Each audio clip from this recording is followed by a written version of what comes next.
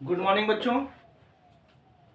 आज हम लोग केमिस्ट्री में ग्लूकोज के बारे में अध्ययन करेंगे। ग्लूकोज पूरा अपना अपने में एक चैप्टर है जिसको देखेंगे। महत्वपूर्ण भी है, इसकी कुछ ऑक्सीकरण और अपचयन अभिक्रियाएं भी हैं, वो भी पेपर में आ सकती हैं, तो इनका अध्ययन हम लोग करेंगे आज। तो सबसे पहले हम लोग देखना चाहेंगे ग्लूकोज। तो जो ग्लूकोज है हमारा, उसका जो मॉलिक्यूलर फार्मूला सूत्र है वो C6H12O6 होता है। और डी ग्लूकोज पेपर में आया भी है कि डी ग्लूकोज का संरचना सूत्र बनाइए। तो डी ग्लूकोज तो सी के 6 होते हैं, एच के 12 और ओ के 6, तो अणुसूत्र हमारा C6H12O6 रहेगा। और जो अणुसूत्र हमारा ग्लूकोज का होता है वही अणुसूत्र हमारा फ्रक्टोज का भी होता है। अगर इधर देखें हम लोग तो फ्रक्टोज है, तो जो फ्रक्टोज है उसका भी जो अणुसूत्र है हमारा अणु सूत्र, तो इसका जो मॉलिक्यूलर फार्मूला है वो भी C6H12O6 रहेगा। अब डी ग्लूकोज की बात आएगी तो हम लोग देखेंगे जो ग्लूकोज है उसमें एक एल्डिहाइड समूह होता है और 5 हाइड्रॉक्सिल समूह होते हैं। क्वेश्चन में इंपॉर्टेंट है कि कैसे सिद्ध करोगे कि ग्लूकोज में एक एल्डिहाइड और 5 OH समूह उपस्थित होते हैं। तो देखेंगे हम लोग डी ग्लूकोज, तो C के 6 होते हैं, तो पहले C के 6 बनाएंगे हम लोग। 1 2 3 4 5 और 6। C के 6 बना लिए हम लोगों ने। और इसमें एक एल्डिहाइड समूह होता है तो CHO लगा दिया। फिर देखेंगे इधर OH और इधर H रहेगा, इधर H रहेगा और इधर OH रहेगा। फिर यहाँ पे OH रहेगा, यहाँ पे OH रहेगा और इसको CH2OH लिखेंगे। इधर H लगा देंगे और इधर H लगा देंगे। और ये हमारा डी ग्लूकोज का संरचना सूत्र है। तो ये हमारा डी ग्लूकोज का होगा। देखिए C के 6 होते हैं तो 1 2 3 4 5 और 6 हो गए। H के 12 होते हैं तो 1 2 3 4 5 6 7 8 9 10 11 और 12 हो गए। और O के 6 तो 1 2 3 4 5 और 6। तो अणुसूत्र से देखिए मैच कर रहा है। मगर डी ग्लूकोज का अगर संरचना सूत्र आ जाएगा पेपर में तो हम लोग ऐसे ही बनाएंगे। और यहाँ से हम लोग देख पा रहे हैं कि जो CHO है, CHO इसको हम लोग कहते हैं एल्डिहाइड समूह। कौन सा समूह? एल्डिहाइड समूह। यहाँ पे एक OH 1 2 3 4 और 5। तो देख पा रहे हैं हम लोग कि 5 OH हैं और एक CHO एल्डिहाइड समूह है। तो इस प्रकार से सिद्ध करने को आता है कि कैसे सिद्ध करोगे कि ग्लूकोज में एक एल्डिहाइड और 5 OH समूह है। तो देख साफ साफ दिख रहा है कि एक CHO एल्डिहाइड समूह है और 1 2 3 4 और 5 हमारे OH समूह है। बाकी अगर जो पेपर में आ जाएगा कि डी ग्लूकोज का संरचना सूत्र बनाइए तो ये रहा आपका डी ग्लूकोज का संरचना सूत्र। बहुत ही आसान है, इसको 2-3 बार प्रैक्टिस करेंगे आराम से बन जाएगा। CHO को एल्डिहाइड समूह कहते हैं और OH को हाइड्रॉक्सिल समूह कहते हैं। अगर डी ग्लूकोज का IUPAC नाम आ गया, IUPAC, अगर IUPAC नाम आ गया कि डी ग्लूकोज का IUPAC नाम लिखिए तो देखेंगे 1 2 3 4 5 और 6। कितने कार्बन हैं? 6 कार्बन हैं। तो देखेंगे हम लोग 2 पे हमारा OH है, फिर 3 पे हमारा OH है, तो 2, 3, 4, 5 और 6। 2 3 4 5 और 6 पे हम देख पा रहे हैं कि OH समूह जुड़े हुए हैं। तो कितनी बार जुड़े? 1 2 3 4 और 5। तो 5 के लिए हम लोग लिखेंगे पेंटा, OH के लिए हाइड्रॉक्सी। तो क्या हो गया? 2 3 4 5 6 पेंट्रा हाइड्रॉक्सी और 6 कार्बन है तो 6 कार्बन के लिए हेक्स और सिंगल बॉन्ड है तो एन, तो हेक्सेन हो गया। और CHO के लिए पूर्व लग्न अल जोड़ते हैं तो हेक्सेनल हो गया। तो इस प्रकार से अगर डी ग्लूकोज का IUPAC नाम कोई पूछेगा तो 2 3 4 5 6 पेंटा हाइड्रॉक्सी हेक्सेनल आएगा। तो एक बार फिर से देखेंगे हम लोग कि ग्लूकोज का जो अणु सूत्र है वो C6H12O6 रहेगा। और डी ग्लूकोज का जो संरचना सूत्र है तो 6 है, तो पहले हम लोग पहले 6 कार्बन बना देंगे, सबसे ऊपर CHO लगा देंगे एल्डिहाइड ग्रुप, उसके बाद OH, फिर H, फिर OH, OH और OH। तो केवल एक बार OH है और एक बार H, बाकी सब जो है 5 OH होते हैं। तो एक इधर जो है राइट साइड पे OH लगाएंगे, उसके बाद H लगाएंगे, अब बचे हमारे 4, तो चारों लगातार OH, OH, OH तीनों लगा देंगे और एक OH इधर आ जाएगा। ये हमारा डी ग्लूकोज है। फिर से देखेंगे 1 2 3 4 5 और 6 बना लेंगे कार्बन, ऊपर CHO लगा देंगे, उसके बाद इधर OH और इधर OH, फिर इधर OH, इधर OH और इधर OH, बाकी OH के अपोजिट साइड में हम लोग H लगा देंगे और इस तरीके से हमारे डी ग्लूकोज की संरचना आ गई। अगर पेपर में आ गया, बाय द वे कभी कभी आ जाता है कि ग्लूकोज और फ्रक्टोज की संरचना में अंतर स्पष्ट कीजिए, तो ग्लूकोज और फ्रक्टोज की संरचना में अंतर स्पष्ट करने के लिए बिल्कुल ऐसे ही लिख देना, ग्लूकोज और फ्रक्टोज। खाली ग्लूकोज का डी ग्लूकोज का संरचना सूत्र आएगा तो ये बनाएंगे, और सूत्र पूछेगा तो ये लिखेंगे। अगर दोनों की संरचना में अंतर करेगा तो पहले ग्लूकोज के बारे में बताएंगे, फिर फ्रक्टोज के बारे में बताएंगे, तो सूत्र तो यही रहेगा। उसके बाद देखेंगे फ्रक्टोज बनाएंगे, तो कार्बन इसमें भी 6 हैं, 1 2 3 4 5 और 6। तो यहाँ पे एल्डिहाइड समूह होता है, जबकि यहाँ पर कीटोन समूह होता है। इसको कौन सा समूह कहते हैं? कीटोन समूह। यहाँ पे एक कीटोन समूह होता है और जबकि यहाँ पे एल्डिहाइड समूह होता है। अब देखेंगे बाकी सबको संतुष्ट करेंगे, तो यहाँ पे H रहेगा, बाकी बिल्कुल वैसे ही। यहाँ पे OH रहेगा, यहाँ पे OH रहेगा और यहाँ पे CH2OH रहेगा। यहाँ पे H था तो यहाँ पे OH हो गया, यहाँ पे OH था तो इधर H हो गया, यहाँ OH था तो इधर H हो गया। अब हम देखेंगे कि दूसरे वाले कार्बन पे OH था और H था, OH और H था, तो यहाँ पे OH हट गया और H हट गया, तो OH और H मिलके H2O बना। यहाँ पे C है तो CH2 और ये एक ये यहाँ पे O, तो O आ गया। उसके बाद में यहाँ पे CH2OH लिख देंगे ऐसे ही, और साथ में H आ गया। यहाँ पे H था वैसे बिल्कुल यहाँ पे H लिख दिया, तो जोड़ लेंगे C के 6, तो 1 2 3 4 5 और 6 हो गए। उसके बाद H के 12 होते हैं, तो 2 1 3 4 5 6 7 8 9 10 11 और 12 हो गए। और O के 6 होते हैं, तो 1 2 3 4 5 और 6। तो केवल अंतर क्या है, ये हमारा डी फ्रक्टोज हो गया। अगर परीक्षा में आता है कि ग्लूकोज और फ्रक्टोज की संरचना में अंतर स्पष्ट कीजिए, तो फ्रक्टोज में हमारा कीटोन समूह होता है और 5 OH होते हैं, जबकि ग्लूकोज में हमारा एक एल्डिहाइड समूह होता है और 5 OH होते हैं। तो ग्लूकोज में एक एल्डिहाइड और 5 हाइड्रॉक्सिल समूह होते हैं, जबकि फ्रक्टोज में एक कीटोन समूह और 5 हाइड्रॉक्सिल समूह होते हैं, 1 2 3 4 और 5। तो इस प्रकार से ग्लूकोज और फ्रक्टोज की संरचना में अंतर स्पष्ट हो गया। अब ग्लूकोज और फ्रक्टोज की संरचना समझने के बाद में अब हम लोग ग्लूकोज की कुछ ऑक्सीकरण अभिक्रियाएं हैं जो कि बहुत ही महत्वपूर्ण हैं।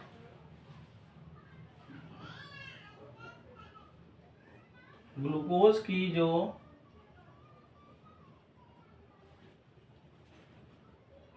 ऑक्सीकरण अभिक्रियाएं हैं जो कि बहुत ही महत्वपूर्ण हैं, जितने भी महत्वपूर्ण ऑक्सीकरण अभिक्रियाएं हैं वो आपको दिखाई जाएंगी।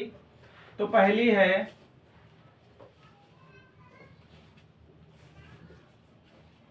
ग्लूकोज की टालन अभिकर्मक से क्रिया। ग्लूकोज की टालन अभिकर्मक से क्रिया। तो देखेंगे ग्लूकोज का जो सूत्र होता है, हम लोग ग्लूकोज को ऐसे भी लिख सकते हैं, एक एल्डिहाइड CHOH का होल 4 और CH2OH, ऐसे भी लिख सकते हैं हम लोग। यहाँ से 4 और एक ये 5 OH समूह हो रहे हैं यहाँ पे, ये भी ग्लूकोज का क्या है, सूत्र है। तो ग्लूकोज CHOH का होल 4 और CH2OH, तो ये हमारा ग्लूकोज है। और इसकी क्रिया हम लोग करा रहे हैं टालन अभिकर्मक से। टालन अभिकर्मक का सूत्र होता है Ag2O। ये है हमारा टालन अभिकर्मक। और जब इसकी क्रिया कराएंगे हम लोग तो यहां से एक O इसके पास चलाएगा तो C के O के 2 हो जाएंगे और एक H, और फिर CHOH बिल्कुल वैसे लिख देंगे और CH2OH भी बिल्कुल वैसे लिख देंगे। तो ये हमारा ग्लूकोज से ग्लूकोनिक अम्ल बन गया, ग्लूकोनिक अम्ल बन गया। और यहां से हमें 2Ag, Ag के 2 प्राप्त हो गए। तो ये रजत दर्पण है, रजत दर्पण, सिल्वर का अवक्षेप प्राप्त हो गया हमें। तो फिर से देखेंगे, बहुत ही घनघोर इंपॉर्टेंट रिएक्शन। ग्लूकोज की टालन अभिकर्मक से क्रिया या ग्लूकोज से हम लोग ग्लूकोनिक अम्ल कैसे प्राप्त करेंगे। तो देखेंगे हम लोग, अगर पेपर में आ गया कि ग्लूकोज से ग्लूकोनिक अम्ल कैसे प्राप्त करेंगे, तब भी टालन अभिकर्मक से क्रिया करा दीजिए। या ग्लूकोज की टालन अभिकर्मक से क्रिया है तब भी ऐसे कराएंगे। तो टालन अभिकर्मक का हमको सूत्र याद रखना है, ग्लूकोनिक अम्ल का फार्मूला याद कर लेना है और ग्लूकोज का याद कर लेना है। तो यहाँ से एक O खाली इसके पास आएगा तो COOH हो जाएगा। तो वैसे इसका नाम बदल जाएगा, ग्लूकोनिक अम्ल हो जाएगा। और Ag के 2 हैं तो ये दर्पण के रूप में, प्रेसिपिटेट अवक्षेप के रूप में नीचे बैठ जाएगा। तो रजत दर्पण प्राप्त हो जाएगा। ऑक्सीकरण में आगे बढ़ते हैं। दूसरी है ग्लूकोज की फेहलिंग विलयन से अभिक्रिया। तो ग्लूकोज का तो सूत्र हमको याद ही हो गया है, वही लिख देंगे CHOH का होल 4 CH2OH। और यहाँ पे फेहलिंग विलयन है तो CuO होगा, इसके 2 अणु ले लेंगे। तो ये हमारा ग्लूकोज है और ये हमारा फेहलिंग विलयन है। क्रिया करा देंगे, ऑक्सीकरण हो जाएगी। तो यहाँ भी O के 2 हैं तो एक O इसके पास आ जाएगा तो COOH, CHOH का होल 4 ऐसे ही रहेगा। और नीचे भी CH2OH ही रहेगा। हम देख पा रहे हैं कि ये भी ग्लूकोनिक अम्ल ही है, ग्लूकोनिक एसिड है, अम्ल है। अब यहां से Cu के 2 हैं तो Cu2 हो जाएगा और ये O हो जाएगा। ये लाल अवक्षेप है, लाल अवक्षेप, रेड प्रेसिपिटेट प्राप्त हो गया। तो देखेंगे जो ग्लूकोज की ऑक्सीकरण अभिक्रिया है इसमें पहली है ग्लूकोज की टालन अभिकर्मक से अभिक्रिया। तो टालन अभिकर्मक से कराएंगे तब भी हमको ग्लूकोनिक अम्ल ही प्राप्त होगा। ग्लूकोज की फेहलिंग विलयन से कराएंगे तब भी हमको ग्लूकोनिक अम्ल ही प्राप्त होगा। यहाँ पे रजत दर्पण का अवक्षेप प्राप्त होगा, यहाँ पर लाल अवक्षेप प्राप्त होगा। दोनों ही ऑक्सीकरण बहुत ही ज्यादा इंपॉर्टेंट हैं, इनको देख लीजिए। फिर आगे चलते हैं इसी क्रम में। और इसी में तीसरी ऑक्सीकरण अभिक्रिया जो हमारी होगी, ब्रोमीन जल से ग्लूकोज की क्रिया। तो ग्लूकोज का सूत्र तो हम लोग देख ही चुके हैं, CHOH का होल 4 CH2OH। और प्लस हम लोग क्रिया किससे करा रहे हैं, ब्रोमीन जल से। तो लिख देंगे यहाँ पर ब्रोमीन जल। तो ब्रोमीन जल से जब क्रिया कराते हैं तो वो क्रिया हमारी ऑक्सीकरण होती है। तो यहाँ पे एक हम लोग नवजात ऑक्सीजन से क्रिया करा देंगे और यही O इसके पास आ जाएगा तो COOH, CHOH का होल 4 और CH2OH। तो यहाँ भी हम लोग देख रहे हैं कि ग्लूकोनिक अम्ल ही प्राप्त हो रहा है। तो ब्रोमीन जल से जब कराएंगे तब भी ग्लूकोनिक अम्ल, टालन अभिकर्मक से कराएंगे तब भी ग्लूकोनिक अम्ल, और फेहलिंग विलयन से कराएंगे तब भी ग्लूकोनिक अम्ल। तो ग्लूकोनिक अम्ल का सूत्र क्या होता है, COOH, CHOH का होल 4 CH2OH।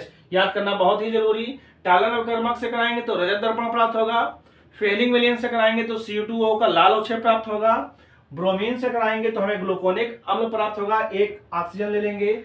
और चौथी है ग्लूकोज की सांद्र HNO3 से क्रिया। तो ग्लूकोज की जब हम लोग सांद्र HNO3 से क्रिया कराएंगे तो ग्लूकोज का सूत्र तो CHO CH2OH CH2OH सॉरी यहाँ पे होगा हमारा CHOH का होल 4 और CH2OH, ये हमारा ग्लूकोज है। और इसकी हम लोग क्रिया करा रहे हैं सांद्र नाइट्रिक अम्ल से, तो सांद्र HNO3, तो ये भी क्रिया हमारी ऑक्सीकरण कहला रही है। और वहां पे एक O लेते थे नवजात, यहाँ पे 3 ले लेंगे। और यहाँ पर भी हमारा अब देखेंगे एक O ऊपर जाएगा तो COOH CHOH का होल 4, और एक O नीचे चलाएगा तो फिर COOH हो जाएगा। अब यहाँ देख रहे हैं कि एक O यहाँ पे आया COOH, यहाँ पे H2 हमारा बच गया, यहाँ से H2 बचा और यहाँ से एक O बचा, तो मिलके H2O हो जाएगा और इसका नाम है सैकेरिक अम्ल। तो इस तरीके से ग्लूकोज की हम लोगों ने चारों ऑक्सीकरण अभिक्रियाएं देख ली। तो पहली थी हमारी टालर अभिकर्मक से Ag2O से, दूसरी थी फेलिंग विलयन से CuO से। तो टालर अभिकर्मक में रजत दर्पण प्राप्त होगा और CuO में Cu2O का लाल अवक्षेप प्राप्त होगा। ब्रोमीन में एक O ले लेंगे तो ग्लूकोनिक अम्ल मिल जाएगा। और सांद्र नाइट्रिक अम्ल से कराएंगे तो 3 O के ले लेंगे, तो एक O ऊपर और एक O नीचे, और यहाँ से H2 निकला और 3 O के थे तो एक ऊपर गया एक नीचे गया, तो एक O यहाँ से बचा और एक यहाँ से H2 बच गया, तो H2O निकल गया और जो बचा हमारा इसी को सैकेरिक अम्ल कहेंगे। तो ग्लूकोज की जब हम लोग फेलिंग विलयन से कराएंगे तो ग्लूकोनिक अम्ल, टालन अभिकर्मक से कराएंगे तो ग्लूकोनिक अम्ल, ब्रोमीन जल से कराएंगे तब भी ग्लूकोनिक अम्ल, मगर जब सांद्र नाइट्रिक अम्ल से ऑक्सीकरण कराएंगे तो हमें सैकेरिक अम्ल प्राप्त होगा। उसके बाद में एक क्वेश्चन आता है कि सिद्ध करो कि ग्लूकोज में 5 OH समूह उपस्थित होते हैं। तो ग्लूकोज में 5 OH समूह तो संरचना के द्वारा समझा जा सकता है, मगर बाकी हम देखेंगे इस समीकरण के द्वारा। इस समीकरण के द्वारा स्पष्ट किया जा सकता है कि ग्लूकोज में 5 OH समूह उपस्थित होते हैं।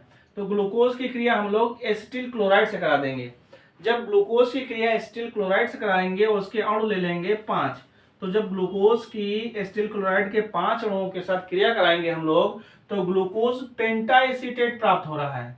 यहाँ पे देखेंगे पहले OH के 5 समूह थे, OH के हट गए और अब पेंटाएसीटेट बन गया। तो यहाँ पे जब ग्लूकोज की एसिटिल क्लोराइड के 5 अणुओं से क्रिया करा रहे हैं तो हमें ग्लूकोज पेंटाएसीटेट प्राप्त हो रहा है। तो इससे स्पष्ट है कि ग्लूकोज में 5 हाइड्रोक्साइड समूह उपस्थित होते हैं। एक बार फिर से देखेंगे, अगर पेपर में आ गया कि आप रासायनिक समीकरण की सहायता से सिद्ध कीजिए कि ग्लूकोज में 5 OH समूह होते हैं, तो हम लोग ग्लूकोज की एसिटिल क्लोराइड के 5 अणुओं से, एसिटिल क्लोराइड का सूत्र याद होना चाहिए CH3COCl, और उसके 5 अणुओं से अभिक्रिया करा देंगे तो हमें ग्लूकोज पेंटाएसीटेट प्राप्त हो जाएगा। तो पेंटाएसीटेट प्राप्त हुआ तो इस प्रकार हम स्पष्ट कह सकते हैं कि ग्लूकोज में 5 OH समूह की उपस्थिति।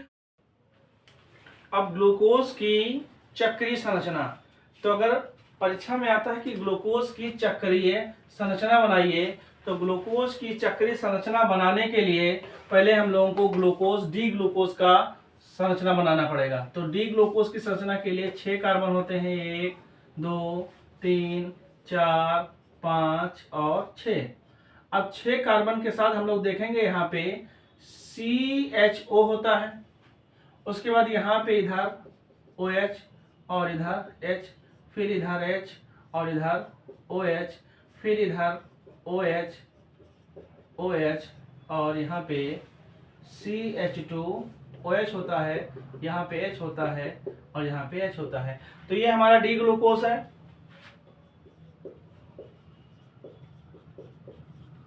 तो डी ग्लूकोज की सहायता से हम लोग ग्लूकोज की चक्रीय संरचना समझेंगे। तो ग्लूकोज की चक्रीय संरचना को अल्फा डी प्लस ग्लूकोज और बीटा डी प्लस ग्लूकोज में कन्वर्ट कर सकते हैं। उसके बाद हावर्थ की संरचना के द्वारा भी इसकी चक्रीय संरचना बनाई जा सकती है। तो देखेंगे पहले, तो हम लोगों को यहाँ ध्यान देने योग्य बात है कि यहाँ पे जो पहला कार्बन है वो 5वें कार्बन से, जो पहला कार्बन है वो 5वें कार्बन के साथ ऑक्सीजन की सहायता से बंध बनाएगा। तो कैसे बनाएंगे चक्रीय संरचना, ध्यान दीजिएगा कि पहला जो कार्बन है वो पांचवें कार्बन के साथ ऑक्सीजन की सहायता से जुड़ेगा। तो देखेंगे हम लोग, ये पहला कार्बन है, इसमें से हाइड्रोजन जो है, देखिएगा कार्य समझिएगा, 1 2 3 4 5 और 6 कार्बन हुए। तो हमने कहा जो पहला कार्बन है वो पांचवें कार्बन के साथ, पहला कार्बन पांचवें कार्बन के साथ जुड़ेगा और किसकी मदद से जुड़ेगा, ऑक्सीजन की मदद से जुड़ेगा। तो यहाँ पे जो ऑक्सीजन थी उसकी सहायता से पहला कार्बन पांचवें कार्बन से जुड़ गया। अब यहाँ पे हमारा क्या बचा, हमारा यहाँ पे क्या बचा, O से जुड़ गया तो H बचा और यहाँ से OH हट गया। तो अगर इधर हम लोग OH लगा देंगे और इधर H लगा देंगे, बाकी जैसे जो है वैसे लिख देंगे।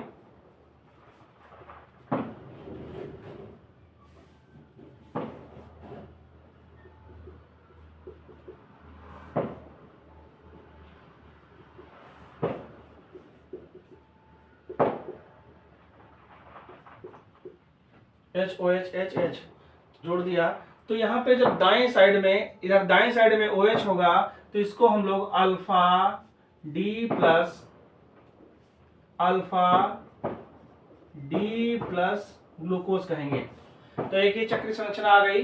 देखेंगे हम लोग फिर से कि जब डी ग्लूकोज बना लेंगे, चक्रीय संरचना बनाने के लिए कहीं भी रफ पे हम लोग डी ग्लूकोज की संरचना बनाएंगे। उसके बाद जो पहला कार्बन है वो पांचवें कार्बन से ऑक्सीजन की सहायता से बंध बनाएगा। तो पहला कार्बन पांचवें कार्बन से ऑक्सीजन की सहायता से जब बंध बनाएगा तो यहाँ से हाइड्रोजन बच जाएगा। जब यहाँ से हाइड्रोजन बचेगा और यहाँ से हमारा OH हट जाएगा, तो H को हम लोग इधर जोड़ सकते हैं, इधर भी जोड़ सकते हैं। तो एक तरफ H जोड़ दिया और एक तरफ OH जोड़ दिया, बाकी जो जैसे लिखा था वैसे ही लिख देंगे। तो अगर OH हम इधर जोड़ते हैं तो इसको अल्फा डी प्लस ग्लूकोज कहेंगे। उसके बाद देखेंगे हम लोग फिर से, अगर OH को इधर कर दें और H को इधर जोड़ दें, 1 2 3 4 5 और 6, 1 2 3 4 5 और 6। तो यहाँ पे OH फिर H फिर OH H OH H और H। तो इस तरीके से देख रहे हैं हम लोग कि OH अब बाईं साइड आ गया है और H दाईं साइड चला गया है। तो इसको हम लोग कहेंगे बीटा डी प्लस ग्लूकोज। तो ये भी ग्लूकोज की दो चक्रीय संरचनाएं हैं, एक अल्फा डी प्लस ग्लूकोज और बीटा डी प्लस ग्लूकोज। फिर से समझेंगे कि ग्लूकोज की जो चक्रीय संरचना है वो कैसे बनाएंगे। हम लोग पहले डी ग्लूकोज की संरचना बना लेंगे। उसमें पहला जो कार्बन है वो पांचवें कार्बन से ऑक्सीजन की सहायता से बंध बनाएगा। तो यहाँ से H हट जाएगा और यहाँ से OH हट जाएगा। तो H और OH को एक बार OH को दाईं साइड और एक बार OH को बाईं साइड, तो एक बार H को बाईं साइड और H को दाईं साइड जोड़ सकते हैं। तो जब OH हमारा बाईं साइड जुड़ेगा तो उसको अल्फा डी प्लस कहेंगे, और जब OH हमारा बाईं साइड जुड़ेगा तो उसको बीटा डी प्लस ग्लूकोज कहेंगे। तो ये हमारी दो चक्रीय संरचनाएं आ गई, किसकी, ग्लूकोज की आ गई। अब इसके बाद अगर इसको और अधिक संशोधित रूप में देखना है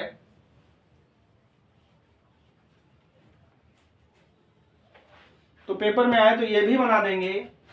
उसके बाद हावर्थ संरचना, तो हावर्थ की सहायता से भी हम लोग, हावर्थ एक वैज्ञानिक थे, तो उनकी सहायता से चक्रीय संरचना का और संशोधित रूप प्राप्त किया जा सकता है। तो देखेंगे वो पायरीन से संबंधित है। तो देखेंगे यहाँ पे पहला कार्बन है, एक कार्बन है, तो ये हम लोगों ने एक कार्बन बना लिया। जब ये एक कार्बन बना लिया तो कार्बन के बाद हम लोग देखेंगे ये पहला कार्बन है हमारा, तो ये हमारा पहला कार्बन हो गया। पहले कार्बन में जितने लोग बाएं साइड हैं ये ऊपर जाएंगे और जितने लोग दाएं साइड हैं ये नीचे जाएंगे। तो हम देख रहे हैं बाएं साइड हमारा कौन है, H है, तो ऊपर H हो जाएगा, और नीचे हमारा OH है तो OH हो जाएगा। फिर पहले कार्बन के बाद में हम लोग आते हैं दूसरे कार्बन पे। तो दूसरे कार्बन में बाएं साइड H है तो बाएं वाला ऊपर रहेगा और दाएं वाला नीचे रहेगा। फिर हम लोग तीसरे कार्बन पे आ जाएंगे।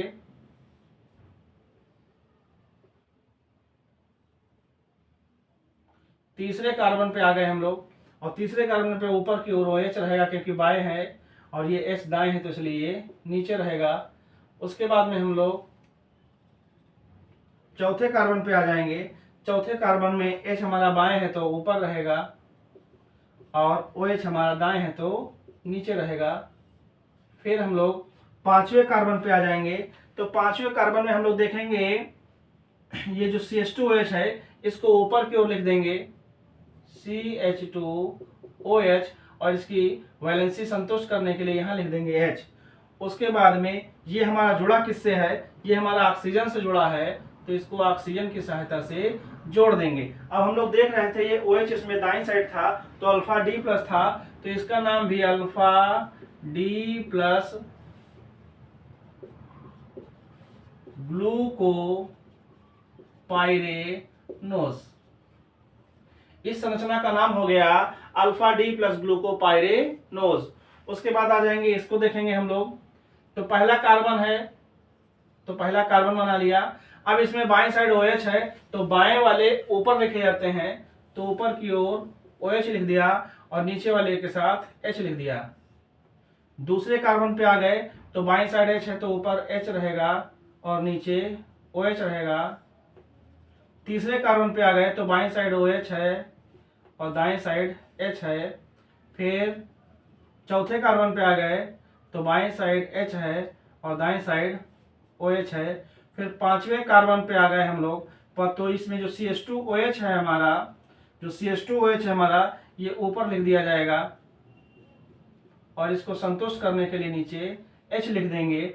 और ये जो पांचवा कार्बन है हमारा जुड़ा है ऑक्सीजन से, तो इसको ऑक्सीजन से जोड़ देंगे। अब यहाँ पे हमारा OH बाएं साइड था तो बीटा है, तो यहाँ भी लिखेंगे बीटा D प्लस ग्लूकोपाइरेनोज। ये हमारी हावर्थ की संरचना आएगी, बहुत ही सरल है। तो सबसे पहले अगर जो ग्लूकोज की चक्रीय संरचना आ जाएगी तो हम लोग डी ग्लूकोज का संरचना सूत्र बना लेंगे। तो उसमें जो पहला कार्बन होता है वो पांचवें कार्बन से ऑक्सीजन की सहायता से जुड़ता है, तो जो ऊपर CHO जुड़ा होता है उसमें से ऑक्सीजन जुड़ेगा तो वहां से H बच जाएगा, और पांचवें कार्बन का जो OH है ऊपर H और OH जुड़ जाएंगे। एक बार H दाएं और एक बार H बाएं, एक बार OH दाएं तो OH बाएं। तो जब OH हमारा दाएं साइड रहेगा तो उसको अल्फा D प्लस कहेंगे, और OH हमारा जब बाएं साइड रहेगा तो उसको बीटा D प्लस ग्लूकोज कहेंगे। और इसी के सहायता से हावर्थ संरचना, ग्लूकोज की चक्रीय संरचना का बहुत ही संशोधित रूप हावर्थ के द्वारा समझा जा सकता है। जो पहला कार्बन है तो हम लोग पहला कार्बन बना लेंगे। जितने लोग बाएं हैं ये ऊपर रहेंगे और जितने लोग दाएं हैं ये नीचे रहेंगे। तो यहाँ से देखेंगे पहले कार्बन में बाएं H है तो ऊपर रहा, OH नीचे रहेगा। दूसरे में H ऊपर रहेगा और OH नीचे। फिर तीसरे में OH ऊपर और H नीचे। चौथे में H ऊपर और OH नीचे। और पांचवें में CH2OH जुड़ा है तो ऊपर CH2OH जोड़ दिया और H नीचे। और ये जुड़ा किसके द्वारा है, ऑक्सीजन के द्वारा, तो ऑक्सीजन के द्वारा जोड़ दिया। या OH दाएं था तो इसलिए अल्फा D प्लस ग्लूकोपाइरेनोज इसलिए लिखते हैं क्योंकि ये पायरीन की संरचना से संबंधित है, इसलिए अल्फा D प्लस ग्लूकोपाइरेनोज। और ये OH में बाएं था तो बीटा D प्लस ग्लूकोपाइरेनोज। तो ये भी चक्रीय संरचना है, ये अल्फा D प्लस ग्लूकोज, ये बीटा D प्लस ग्लूकोज, और ये हावर्थ के द्वारा अल्फा D प्लस ग्लूकोपाइरेनोज और ये बीटा D ग्लूकोपाइरेनोज। इसकी 5-10 बार प्रैक्टिस कर डालेंगे, बहुत ही इंपॉर्टेंट है, पेपर में आने की संभावना है। अगर वीडियो आपको अच्छा लगा हो तो जो है लाइक कीजिए और दोस्तों को शेयर भी कीजिए और सब्सक्राइब भी कीजिए और बेल आइकन दबाना ना भूलिए।